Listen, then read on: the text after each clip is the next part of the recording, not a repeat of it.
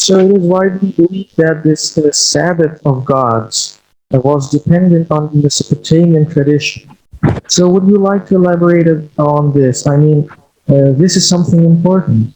The 7 day week, yes. Um, well, the Sabbath is really interesting. Um, Scholars have known for quite a while that the Sabbath regulations don't travel, don't have a fire on the Sabbath, things like that.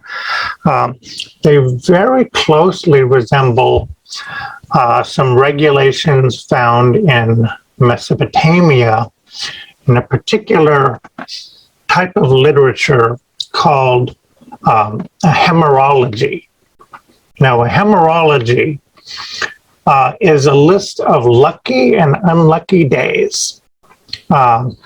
Every month of 30 days, every day, the scholars in Babylon and Assyria, they said, this day you don't want to do this. This day is a good day for doing that, so on and so forth. And there are different versions of hemerologies that have been found. Now, in one hemerology, it repeated every 7 days.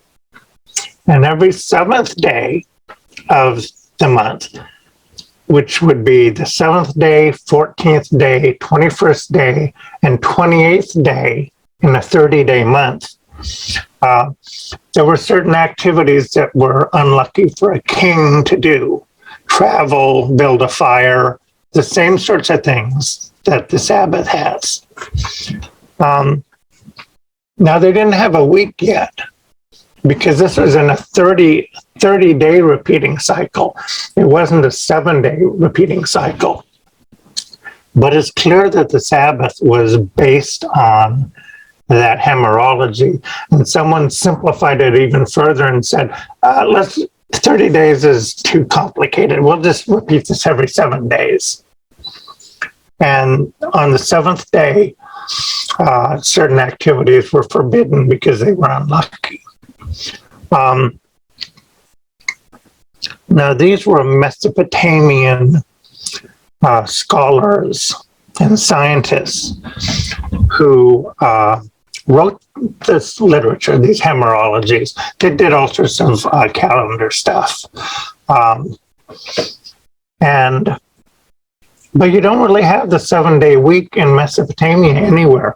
The first documentation is in Elephantine, the papyri of Elephantine. You have references to a 7-day week. It isn't a Sabbath yet. We know that because they're doing work on the 7th day at Elephantine. And in the astronomical book of Enoch, you also have a 7-day cycle, but no Sabbath yet. But what you have are the same Mesopotamian scholars who were transported from Babylon to Samaria. They were the educated elites of Samaria that I referred to earlier. And they were still active. They were still doing their science, their intellectual stuff. And these are the people who they simplified their hemerology. They made it a 7-day week. They made the 7th day unlucky for all those activities. And so it's really Babylonian lucky and unlucky days that are transplanted into Samaria. And then, the Samaritans even said in a letter in 169 BC, basically, we came up with the Sabbath because there were pestilences and other bad things happening. So every 7 days, we didn't work, and we invented it. The Jews have no similar tradition that claims they invented it. This is Babylonian science being practiced in Samaria, and that's where the Sabbath came from. Okay, so let's talk about the Tower of Babel. So you pointed out that there is a deep relation between Berosus and the Genesis accounts and the Tower of Babel. And we can find Berosus setting in order his own story from the poem of Iraq. So basically, there is a link between this poem and the Genesis. What do you think about that? Yeah, the poem of Era um, was a story that was set um, after the flood of the Gilgamesh epic. You know, you had the flood, you had the survivors of the flood go to Babylon, rebuild the city, build a temple to Marduk. Um, and that's what the Mesopotamian accounts say. Well, in the poem of Era, um, Era's garments were like they were dirtied in the flood or something. He had to get new garments created. So he left Babylon to go to the underworld to get some specialists create new garments for him. And when he did so, Era, who is kind of the god of chaos, he became a temporary ruler of Babylon. And there was another cataclysm. The winds came,